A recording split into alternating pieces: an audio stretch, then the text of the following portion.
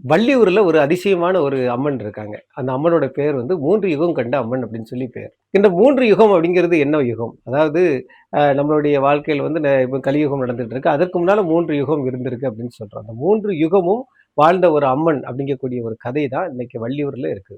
இந்த வள்ளியூர்ல இருந்து நீங்க ஆனைக்குடி வழியா சித்தூருக்கு போகக்கூடிய வழியில, அந்த ரயில்வே ரோட்டு பக்கத்துல இந்த கோயில் மிக பிரம்மாண்டமா இருக்கும். அந்த கோயில் வந்து இப்போ ஒரு மாலைக்கு பிறகு இப்பதான் கும்பாபிஷேகம் நடந்தது.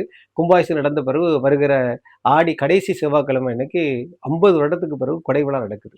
அந்த கோயிலை பற்றி அறிவதற்காக நாங்க அங்க போனபோது தான், அங்க அதோட தலப்புராணம் எங்களுக்கு ஒரு வித்தியாசமா இருந்தது.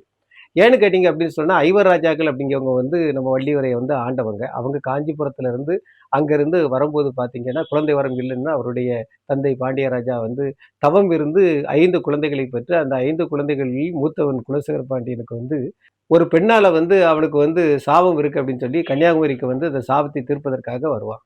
வந்துட்டு திரும்பும்போது பனங்குடி அருகிலே அவங்க வந்து உட்கார்ந்துகிட்டு இருக்கும்போது, திடீர்னு வேட்டைக்கு போகணும்னு சொல்லி ஆசை வரும்போது, வேட்டைக்கு வள்ளியூர் பகுதியில வரும்போது பார்த்தீங்கன்னா, ஒரு 8 முயல வந்து விரட்டிட்டே வராங்க. அந்த 8 முயலையும் நாய் விரட்டிட்டே வரும்போது, ஒரு இடத்தில் வந்தவுடனே முயல்லாம் காணாம போயிருது. காணாம போன அந்த முயல் இருக்கக்கூடிய இடத்துல பார்த்தீங்கன்னா, திடீரென்று உள்ள இருந்து வந்தக்கூடிய இந்த 8 முயலும் நாயை துரத்திக்கிட்டு ஓடுறத பார்க்குறாங்க. ஆகா! ஒரு நாயை துரத்தக்கூடிய முயல்கள் இவ்வளவு வேகமா இருக்கக்கூடிய அந்த இடத்துல என்னமோ இருக்குது அப்படின்னு சொல்லி, மன்னனையும் கூட்டிக் கொண்டு வந்து பார்க்கும்போது பார்த்தா, அங்க வந்து அம்மன் வந்து வெளியே தெரியிறாங்க. அந்த அம்மனை வெளியே எடுக்கும்போது அசரீரியாக நான் தான் 3 யுகம் வாழ்ந்த அம்மன். உன்னுடைய சாபம் வந்து தீர்வதற்காக நீ வந்து கன்னியாகுமரிக்கு போன. ஆனா உன் சாபம் தீர்ந்தாலும், தொடர்ந்து அந்த சாபம் வந்து வராமல் இருப்பதற்கு என்னை வணங்கு அப்படின்னு சொல்லி அவங்க வந்து வராங்க. எனக்கு ஒரு கோயில் கட்டி வணங்கு. நீ இந்த இடத்துல கோட்டை கட்டி வாழு அப்படின்னு சொல்றாங்க.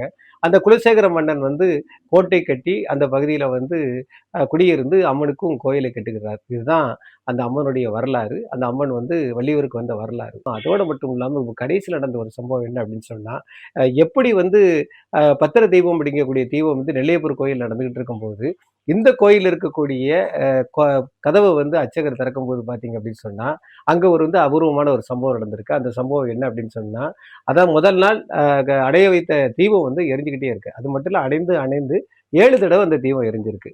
7 தடவ தீபம் எரிஞ்சனால நவக்கிரக நாயகி அப்படிங்கிறதுனால, இந்த அம்மன் வந்து அந்த இடத்துல வந்து நவக்கிரகத்தில் இருந்து 7 தடவை எரிந்தாள் அப்படின்னு சொல்லி பக்தர்கள்லாம் வித்தியாசமா பார்க்குறாங்க. எப்படி வந்து பார்த்தீங்க அப்படின்னு சொன்னா, நம்மளுடைய ஐயப்பன் கோயில்ல வந்து தீபத்த சொல்லுவாங்கல்ல, அதற்கு இணையான தீபம் இந்த கோயில்ல இருக்குன்னு சொல்லி யூடியூப்லாம் வந்து பெரிய அளவுல ஃபேமஸ் ஆச்சு. அந்த கோயிலுக்கு கடைசி செவ்வாய்க்கிழமை ஆடி மாசம் கோயில் கொடை. கண்டிப்பா எல்லாரும் வந்துருங்க. முத்தாலங்குறிச்சி காமராசுவின் நெல்லை வரலாற்றுச் சுவடுகள்.